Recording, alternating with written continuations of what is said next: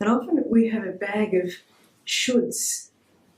You know, there's this whole subtle story of should, how we should be, how it should be, what should be happening if we're on the so-called, you know, spiritual path or whatever. So there's a whole bag of shoulds, unexamined assumptions that seem to go with that territory.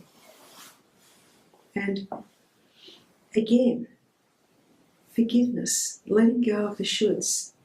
They arise, forgive them. They arise, see those shoulds as the thatness expressing the shoulds.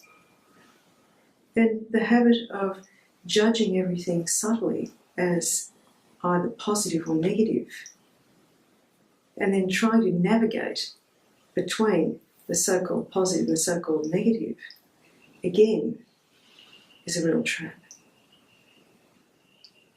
Everything just is.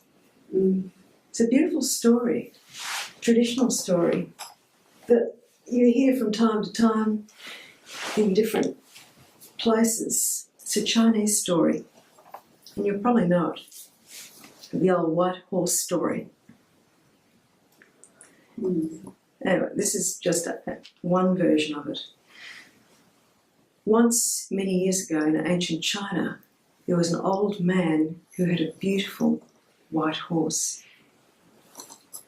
And one day the villagers gathered round the old man and said, "Oh, old man, why don't you sell your horse and make some money? It's foolish, absolutely foolish, to hang on to this white horse when you could be comfortable in your old age."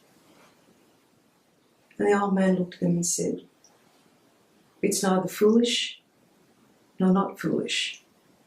Don't judge. All you can say is, I have a white horse." Now, sometime later, the horse breaks out, runs over the hills and disappears, and the villagers hear about this and they gather around. "Oh, old man, this is a terrible thing that's happened. Shocking, dreadful, what a calamity. Now you've lost this white horse, you've lost the value of it, you couldn't sell it. It's a terrible calamity." And he looked at them and he said, "Don't judge. You can't say it's a calamity. You can't say it's not a calamity. All you can say is that the horse has broken out and run away." So, of course, the villagers thought the old man was a fool. What would he know? He couldn't see what was going on, they could. A few weeks later, the horse returns and it brings 12 wild horses with it. And the old man's son immediately builds a corral and puts them in.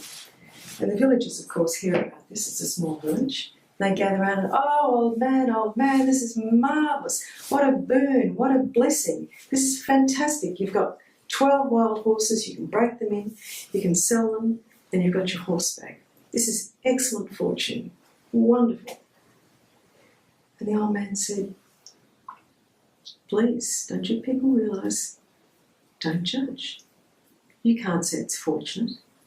You can't say it's not fortunate. All you can say is the horse has returned and there are 12 other horses with it." So a few more weeks pass and the old man's son is out there breaking in one of the horses. He falls very badly and breaks both legs in a few places. And the old man sends for the bone setter, who comes and he binds the legs and says, "Well, your son's not going to be walking for about 10 or 12 weeks. They're very bad breaks." So naturally, gossip tears around the village and they all show up again. "Oh, old man. This is a disaster. You know, surely, old man, you can see this time, this really is a disaster. Your son has broken his legs, you've got crops to bring in. How are you going to feed yourself? You know, this is terrible, terrible." And he looks at them and he says, "You can't say it's terrible, you can't say it's not. All you can say is he's broken his legs." So the villagers go home, and then a few weeks later, into town march the army. And they're recruiting all of the young men, or conscripting all of the young men in the village, because they need fodder for the front line in some distant battle. So all the young men in the village are rounded up by the army and they're taken off and marched over the hill. And the villagers are inconsolable. Their sons have been taken away.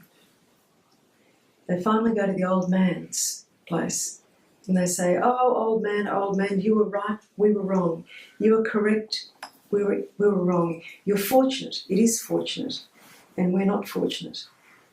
And the old man said, "Don't judge, don't you realise? It's neither fortunate or not fortunate. All you can say is the young men have gone with the army." And the story stops there, but of course it keeps on going.